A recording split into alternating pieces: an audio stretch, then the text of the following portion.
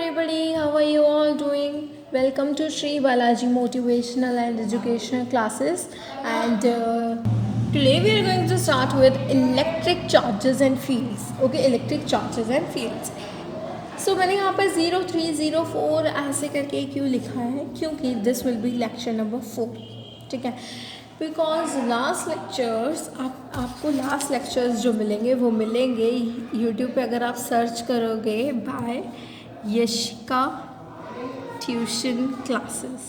Okay, Yashika tuition classes, class 12th physics, electric charges and fields, 01, 02, 03 and 04 यहाँ पर. ठीक है, सो यहाँ पर जो है मैंने, ठीक है, सो यहाँ पर मैंने 03 भी क्यों लिखा है. अब इससे पहले मैं आपको एक बात और बता दूँ कि 01 यानी कि फर्स्ट लेक्चर के, सेकंड लेक्चर्स के एंड थर्ड लेक्चर के, 3 लेक्चर के, अगर आप इन लेक्चर्स को फॉलो करेंगे, अगर आप इनको देखेंगे तो आपको मिलेगा कि वहाँ पर हमने बहुत सारे क्वेश्चंस करे थे. We have done a lot of questions, मतलब, और उसी के साथ साथ हमने कुछ क्वेश्चंस होमवर्क क्वेश्चन भी किए थे. अगर हमने एक वीडियो में 5 क्वेश्चंस करे हैं ना, तो हमने एटलीस्ट 3 क्वेश्चंस होमवर्क क्वेश्चंस दिए थे. कुछ इस तरीके से वहाँ पे पैटर्न फॉलो किया था, सो दैट आप भी क्वेश्चंस ट्राई कर सको और आपको भी मेमोरी बिल्डअप हो सके आपके. ओके, सो आज हम स्टार्ट करने वाले हैं 04 lecture number 4 of electric charges and fields, class 12th physics, chapter number 1. सो यहाँ पर मैंने एक और हेडिंग डाल रखी है, क्वेश्चंस फ्रॉम लास्ट लेक्चर. तो इस चीज़ को, ये जो ये वाली हेडिंग है, एक बार और जिन बच्चों ने ये 3 लेक्चर नहीं देखे, एक बार आप वहाँ पर जाएंगे, ट्राई करेंगे, फिर हम questions from last lecture next video में कवर करेंगे. Today we are going to start with principle of superposition of charges, क्योंकि इससे पहले का जो भी पैटर्न हमने फॉलो करना था, जो भी हमें टॉपिक्स डिस्कस करने थे, यानी कि जैसे कि हमें क्या करना था, बेसिक्स ऑफ चार्ज करना था, introduction to electric charges and fields, method of charging, questions based on them, and we have to do a lot of things, है ना. हमें उन्हीं के साथ वो हमने क्या कर लिए, लास्ट लेक्चर्स में फुल अप कवर अप कर लिए. So this today we are going to start with principle of superposition of charges. So हम स्टार्ट करने जा रहे हैं without wasting any further time. We are going to start. So let's suppose here is a charge Q1, here is a charge Q2 and here a charge Q3. ठीक है, सो principle of superposition हमें क्या बताता है. Principal of superposition कहता है कि अगर मुझे Q1 चार्ज पे मुझे एफ नेट निकालना है, यानी कि फोर्स नेट निकालना है, तो हमें कैसे पता लगेगा. तो कैन यू थिंक, मतलब आप कुछ अपनी तरफ से अंदाज़ा लगा सकते हैं.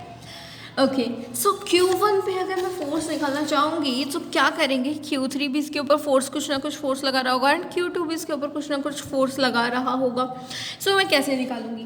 सो F net on Q1 will be, F net on Q1 will be what,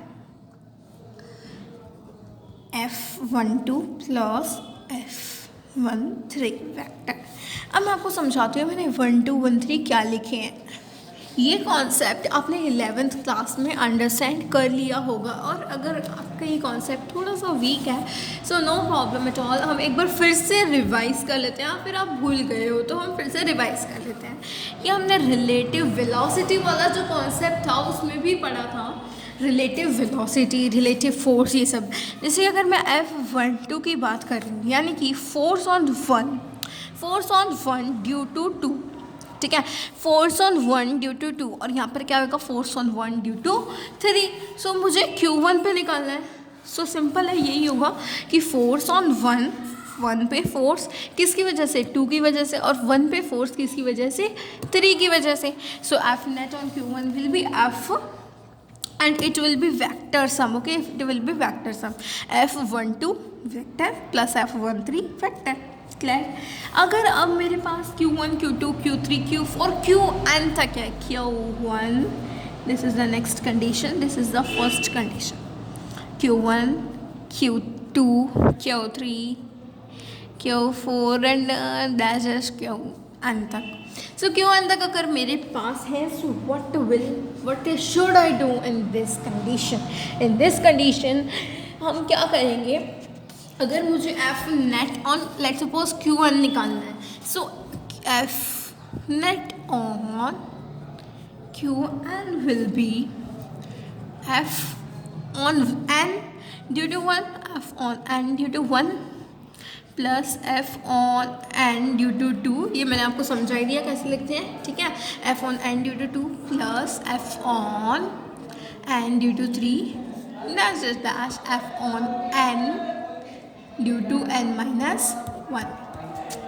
okay, so I think this all is clear to you and यहाँ तक आप चाहो तो नोटबुक में लिख भी सकते हो and I will prefer that आपको साथ में अपने नोटबुक रखनी चाहिए, ठीक है। जैसे लेक्चर चल रहा है साथ साथ आप वीडियो देख रहे हो, साथ साथ नोटबुक रखो ताकि आप जो क्वेश्चन ओके, सो आपको साथ साथ क्वेश्चंस ट्राई करना है जो अभी हम क्वेश्चंस करने वाले हैं।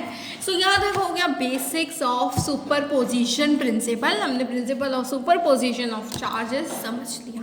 बट अब हम थ्योरेटिकल कैसे उसके पॉइंट्स लिखेंगे, जैसे कि अगर आपको एग्ज़ाम में पूछ रहे, क्योंकि ये तो हमें समझ आ गया ना, सो एग्ज़ाम में अगर हमसे पूछ लिया तो हम पॉइंट्स कैसे लिखेंगे। First point will be if there are n charges, if there are n charges, then the net force on any one charge,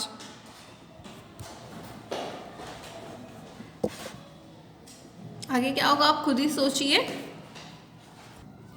any one charge is vector sum of forces due to other remaining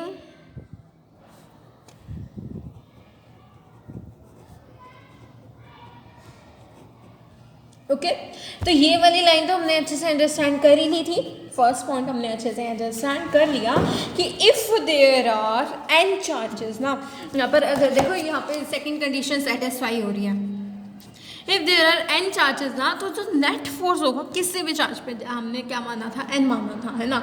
so net force on any charge will be the vector sum of other remaining charges. यहाँ पर remaining माना n नहीं लिया ना हमने, remaining लिया, ठीक है।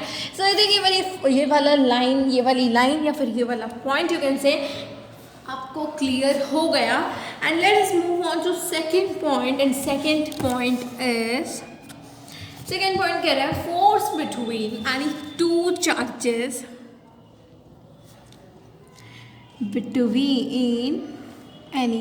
चार्जेस,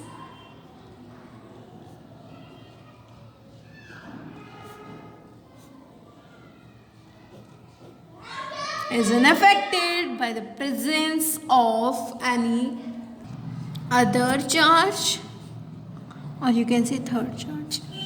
यानी कि force between any two charges is unaffected by the presence of any other charge, or you can say any third charge. जैसे कि अगर मैं यहीं पर देखो Q1 के पास हमें फोर्स निकालना था, तो हमने क्या किया, force on 1 due to 2 and force on 1 due to 2 and force on 1 due to 3। हमने ये तो नहीं किया ना कि फोर्स ऑन, मतलब इसमें फोर्स ऑन 2 ड्यू टू 3 भी कुछ ऐड हो रहा है, यानी कि इन दोनों के बीच का जो फोर्स है, इन दोनों के बीच की अट्रैक्शन है या फिर रिपल्शन है, कुछ वो भी बीच में रोल प्ले कर रही है। नहीं, ऐसा कुछ नहीं हुआ, नहीं बना ऐसा कुछ। तो इसीलिए क्या कह रहे हैं, force between any two charges is unaffected by the presence of any other charge, ठीक है। सो एक बार फिर से हम सुपरपोजिशन प्रिंसिपल रिवाइज कर लेते हैं बिकॉज इट इज़ इम्पॉर्टेंट। इसके ऊपर ना हम अभी इस क्लास में 5 क्वेश्चंस डिस्कस करेंगे, ठीक है। 5 क्वेश्चंस डिस्कस करेंगे और उन 5 क्वेश्चंस में आपको क्या करना है, मैं पहले आपको क्वेश्चन बता दूंगी, ठीक है। यहाँ पर आपके पास क्वेश्चन आ जाएगा and you have to pause the video and try that question. अगर आपको कहीं पर मतलब जैसे कि आपने क्वेश्चन ट्राई किया, आपको हो रहा है, आपका क्वेश्चन समझ आ रहा है, बट आप कहीं पर अटक गए या फिर आपका आंसर आपको चेक करना है, so you have to continue. नहीं तो पहले पॉज करोगे, ट्राई करोगे, okay. So principle of superposition of charges क्या कहता है, if there are 3 charges, let's suppose, क्योंकि हमने सबसे पहले क्या लिया था, example of 3 charges Q1, Q2 and Q3. So F net on Q1 will be force due to 1 force due to 1 on 2 and force due to 1 force on 1 due to 3 and force on 1 due to 2, इन दोनों को हमने add कर दिया। इसीलिए यहाँ पे first point क्या बन गया, if there are N charges and the net force on the any one charges vector sum of force due to the remaining charges. And इन दो चार्ज के बीच में अगर मुझे फोर्स निकालना है, सो ये जो Q2 चार्ज है ना, ये यहाँ पर कोई रोल प्ले नहीं करेगा, यानी कि जैसे बीच में टांग नहीं अड़ाने वाला ये, ठीक है। This will not affect the force. So let us start the question. This is the question time. So question 1 will be 3 equal charges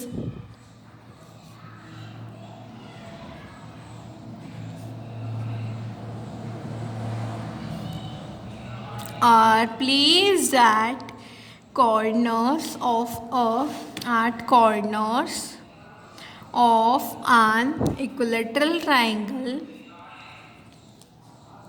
ठीक है, so this is your figure and this is your question. There are 3 equal charges are placed at corners of an equilateral triangle. Find F net on any one charge.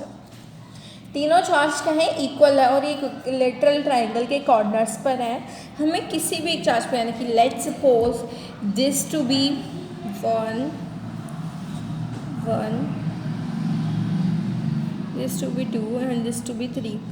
सो किसी भी charge पे निकालना है हमें force net. Okay, so your time starts now. Pause the video and try the question. Okay, so let us try the question together now. अब क्या है, जैसे मैंने ले लिया let's suppose force due on 3 due to 1 and force on 2 due to 3, यानी कि मुझे क्या निकालना है, 3 पे निकालना है, फोर्स ऑन 3 ड्यू टू 2 और फोर्स ऑन 3 ड्यू टू 1, ये निकालना है। सो मैंने फिर यहाँ पे फिर से फिगर बना लिया। ओके, अब आप देख सकते हैं यहाँ पर ये भी पॉजिटिव है, ये भी पॉजिटिव एंड ये भी पॉजिटिव है। तो यहाँ पर 3 पर जब मैं 2 की वजह से चार्ज निकालूंगी, so this will be repulsive because positive positive positive क्या करेंगे, रिपेल करेंगे। And same here, repulsion, force on 1, force due to 1 and force due to 2।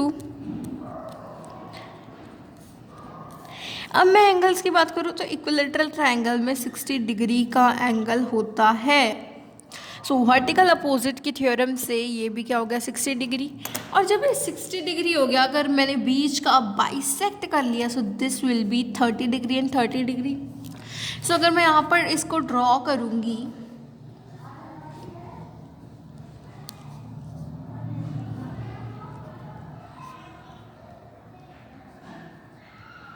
कुछ इस तरीके से, सो फोर्स 1 के क्या बनेंगे, यस, कंपोनेंट्स बनेंगे। सो जो हम एंगल के साथ साइन कॉस लगाते हैं, जैसे कि ये हो गया F1, ये हो गया F2, यहाँ पर क्या है, ये एंगल है। सो एंगल के साथ जो कंपोनेंट जाता है that is cos and angle. So this will B F1 cos 30 degree and here यहाँ पर क्या आ जाएगा, F1 sign 30 as it is. यहाँ पे होगा F2 का इधर जाएगा F2 cos 30, ठीक है, और यहाँ पर क्या जाएगा F2 sin 30, ठीक है। सो अगर मैं ध्यान दूँ तो ये वाला कंपोनेंट और ये वाला, यानी कि साइन वाला कंपोनेंट एक दूसरे को क्या कर देगा, कैंसिल कर देगा एंड बचेगा कॉस वाला कंपोनेंट। सो कॉस वाले कंपोनेंट को हम कैसे सॉल्व करेंगे, सो F net will be in this direction, ठीक है, इस डायरेक्शन में हो जाएगा F net F cos 30, F1 cos 30 and F2 cos 30। अब उससे पहले हम F1 और F2 की वैल्यू निकाल लेते हैं। हमने देखा था क्वेश्चन में क्या हो रहा था, यहाँ पर ये जो क्यू थे, यानी कि ये सारे चार्जेस क्यू थे, यानी कि इक्वल चार्जेस थे, तो इनका मैग्नीट्यूड मैं 1 ले सकती हूँ, मैग्नीट्यूड। सो अगर मैं मैग्नीट्यूड 1 ले रही हूँ, so this will be, this is equal to sine, okay. So k q square upon r square and k q square upon r square, this will be same, है ना। और let suppose K q square upon r square को, ये दोनों तो same है ही, but K q square upon r square को मैंने ले लिया एफ, तो दोनों को ले लिया एफ। जैसे कि हम कोई वैल्यू नहीं मान लेते हैं, जैसे कि अगर हम कोई बड़ा सा क्वेश्चन सॉल्व कर रहे हैं इन मैथ्स, लेट्स सपोज मैंने इस इक्वेशन को मान लिया 10 + x + 5, इसको मान लिया मैंने x, कुछ इस तरीके से। कहीं पर भी मतलब मैं ये नहीं कह रही कि आप मान लो it's important, no it's not necessary, but yet हम क्या कर रहे हैं, for simplicity we are thinking like that, ठीक है, we are taking it like that. इस तरीके से क्वेश्चन गलत नहीं होगा, टीचर मार्क्स काटेंगे नहीं, ठीक है, और सिंप्लिसिटी भी हो जाएगी। सो एफ कॉस, ठीक है, ये हो गया F2 cos 30, F1 cos 30, तो ये दोनों सेम ही है, we can cancel it, F cos 30, यानी कि F net is 2F cos 30। Clear, यहाँ तक तो हमें क्लियर हो गया। नाउ पुटिंग वैल्यूज, 2F क्या हो जाएगा, 2 × KQ² / R²। cos 30 की वैल्यू क्या होती है, आंसर में क्विकली, यस, √3/2, इट्स √3/2, 2 से 2 कैंसिल हो गया, and your answer is √3 KQ² / R², and if you know about the components,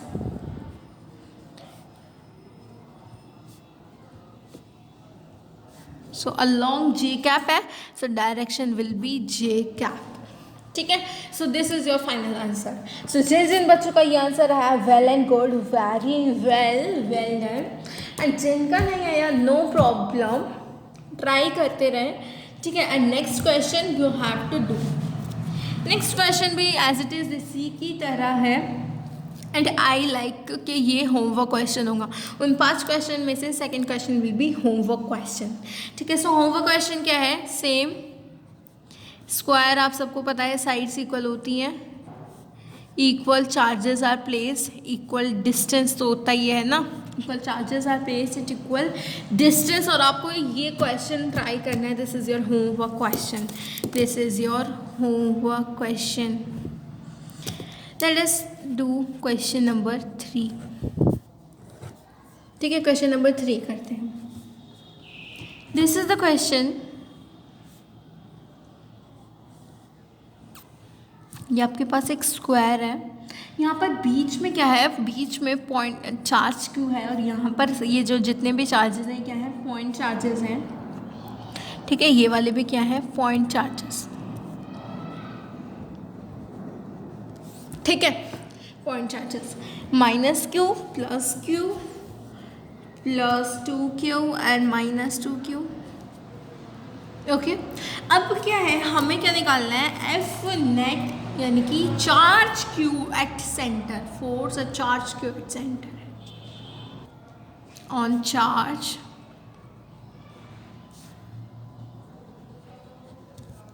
तो ये क्वेश्चन ट्राई करो, pause the video and try the question.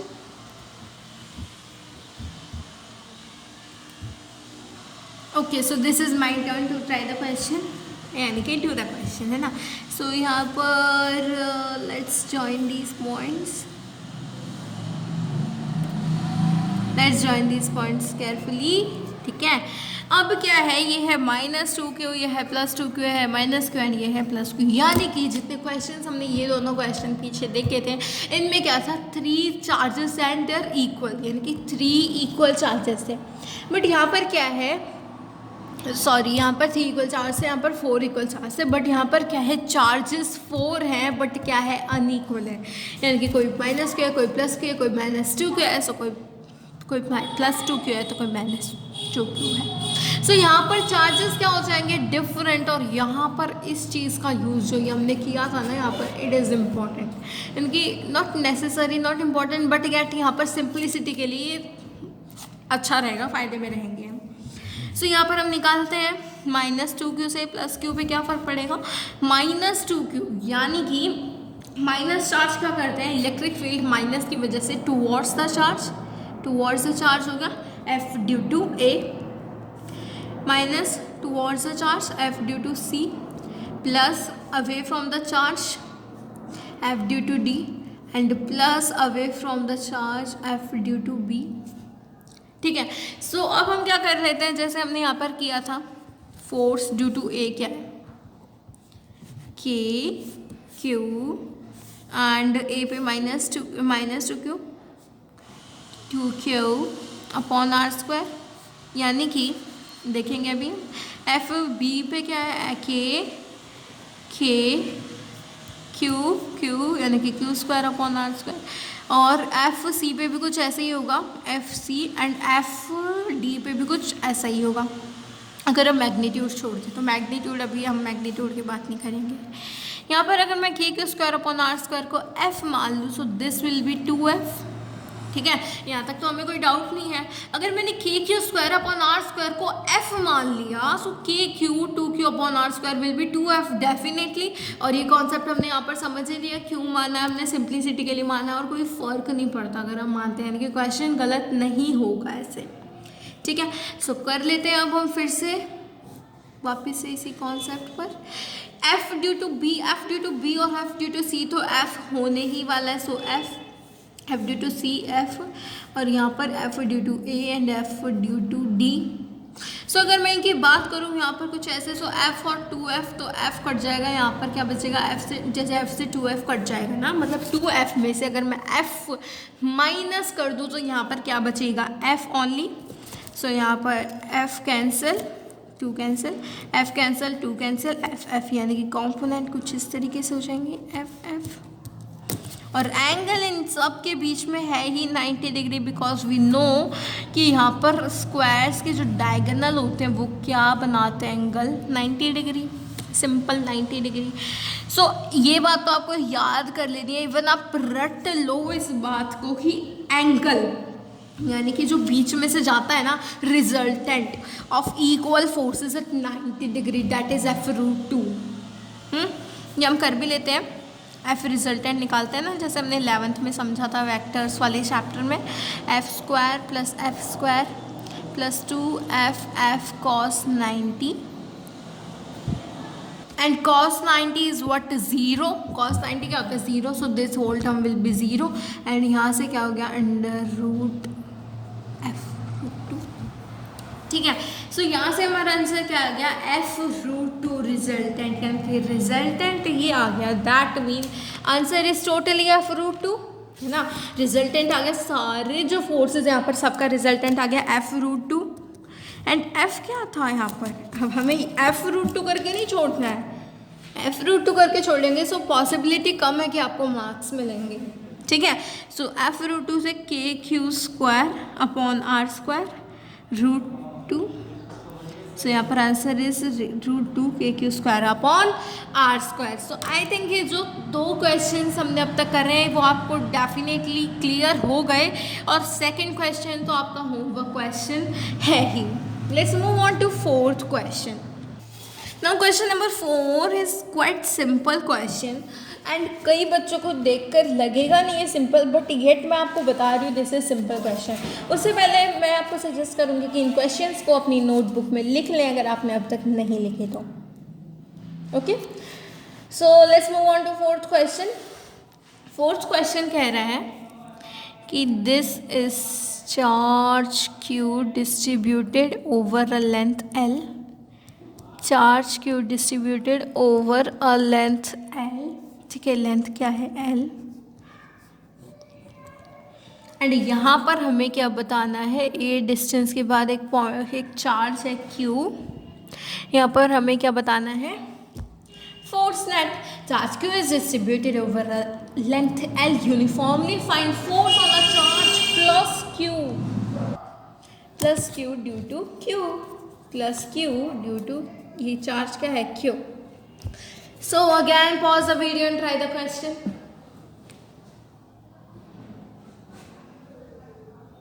Okay, so now यहाँ पर क्या हो रहा है, ये चार्ज Q है एंड ये चार्ज कैपिटल Q है plus Q। So let us apply the formula, ये तो सिंपल क्वेश्चन है ही। ओके, तो आपने फॉर्मूला लगा ही दिया होगा, बट जिनने फॉर्मूला लगाया है, जिन बच्चों ने फॉर्मूला लगाया है, दे आर रॉन्ग, बिकॉज आप आराम से देख पा रहे हैं, यहाँ पर सीधे सीधे आप देख पा रहे हैं this is not a point charge. यहाँ पर हम फॉर्मूला नहीं लगा सकते because this is not a point charge, है ना। कूलम्स लॉ वाले फोर्स में हमने समझा था ना कि हमें पॉइंट चार्ज लेना ज़रूरी है, this is not a point charge, so हम यहाँ पर वो फॉर्मूला नहीं लगा सकते. Now let's move on to fifth question. Okay, so ये क्वेश्चन अच्छा क्वेश्चन था. ठीक है, अगर आपके एग्जाम्स में भी कुछ ऐसा क्वेश्चन आता है तो आपको केयरफुल रहना चाहिए. हर एक क्वेश्चन को आपको ध्यान से देखना है. आपको देखना है कि is that a point charge और नो. जो क्वेश्चन हमसे पूछ रहे हैं वो पॉइंट चार्ज है भी या फिर नहीं. ठीक है, इस टाइप के क्वेश्चंस एग्जामिनेशंस में आ सकते हैं. Okay, so next question is find force on charge 1 coulomb placed at origin. अब यहाँ origin क्या है? origin ये रहा. wait a second. So this is your figure and pause the video, try the question.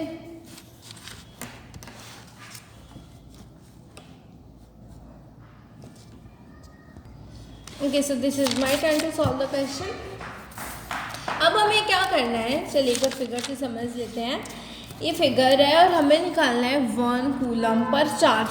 सो ये तो आप देख ही पा रहे हैं कि this is a point charge, क्योंकि यहाँ पर चार्ज कितना छोटा है और डिस्टेंस बड़ा है ना. चार्ज के कंपैरिजन में डिस्टेंस क्या है, ज़्यादा है. ओके, सो यहाँ पर 10 to the power 8 minus 10 to the power minus 8 coulomb भी चार्ज करेगा एग्जर्ट. ये भी करेगा बिकॉज हमें क्या निकालना है, 1 coulomb due to all these charges. ठीक है, सो प्रिंसिपल ऑफ सुपरपोजिशन से भी हम निकाल सकते हैं. ये वही हमने यहाँ पर लगाना है, प्रिंसिपल ऑफ सुपरपोजिशन. तो यहाँ पर क्या होगा, F net on 1 coulomb will be k into 1 into 10 to the power minus 8 coulomb. 1 coulomb है ना, 10 to the power minus 8 coulomb. Distance क्या है, 10 into 10 to the power minus 2 का स्क्वायर. प्लस क्या कर लिया मैंने यहाँ पर, मीटर में चेंज कर लिया सेंटीमीटर को और उसका स्क्वायर कर दिया, r स्क्वायर होएगा, है ना. नेक्स्ट के लिए k इंटू 1 इंटू नेक्स्ट क्या है 8 into 10 to the power minus 8 coulomb and distance क्या है 20 centimetre. So 8 into 10 to the power minus 8 coulomb and upon में क्या आएगा 20 into 10 to the power minus 2 का स्क्वायर. प्लस ऐसे ही करके क्या हो जाएगा, एंड तक चले जाएंगे हम. सो अगर मैं दोबारा यहाँ पर करूँ, यहाँ पर देखो आप k into 1 into 10 to the power minus 8 coulomb common आएगा सब में. यहाँ पर मैं देखूँ तो ये कॉमन आ रहा है सब में, है ना. यहाँ तक जितने भी गए हैं बीच में कॉमन आ रहा है 10 to the power minus 8 coulomb. So हम इसको बाहर निकाल लेते हैं, है ना. क्यों अपनी कैलकुलेशन को लेंदी बनाएं. So F net on 1 coulomb will be k into 1 into 10 to the power minus 8 coulomb upon 10 to the power minus 4. 10 to the power minus 4 यहाँ से हो जाएगा ना माइनस 4, है ना. ब्रैकेट के अंदर क्या आ जाएगा 1 अपॉन 100, क्योंकि ये दोनों पूरा वापस बाहर चला गया. सो 1 अपॉन 100 बाहर आ जाएगा, क्योंकि अभी हमने क्या निकाला है 10 to the power माइनस 2 का स्क्वायर बाहर निकाला है, तो 10 का स्क्वायर तो अंदर ही रह गया ना.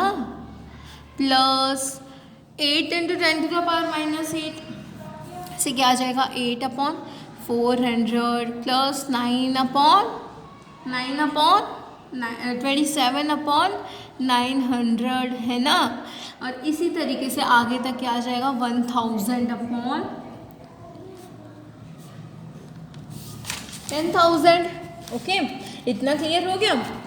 हमने क्या किया, पहले इतने पोर्शन को बाहर निकाल दिया एंड नाउ 10 का स्क्वायर 100, 20 का स्क्वायर 400, आगे आगे ऐसे ही करके पूरा कर लिया. अब अगर मैं ध्यान दूँ तो यहाँ पर 100 भी बाहर निकल सकता है. सो k into 1 into 10 to the power minus 8 coulomb upon 10 to the power minus 4 into 10 का स्क्वायर.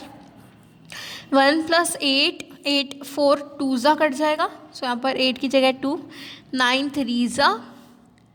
अब यहाँ पर इतना बचेगा 100 एंड 100 10 जा 1 2 3 प्लस यहाँ पर पूरा कंटिन्यू रहेगा and 10.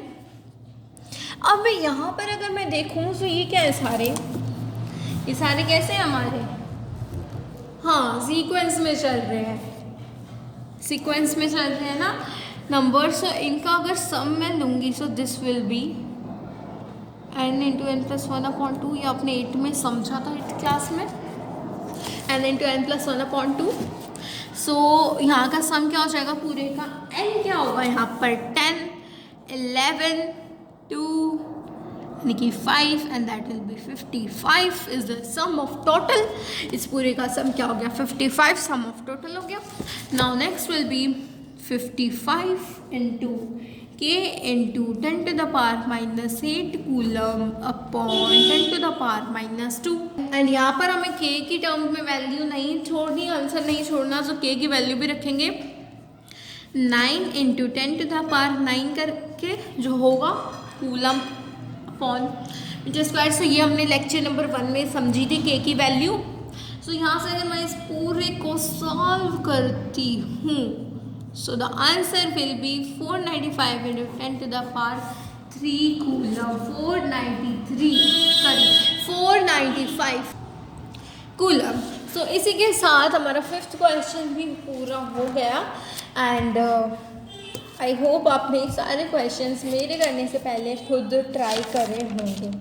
So this is all for now and let's meet in the next video with more questions on superposition principle, यानी कि इसी प्रिंसिपल पे ना, principal of superposition of charges पे we will do 4 to 5 questions more and then we will proceed on next topic. So till then, bye bye and take care.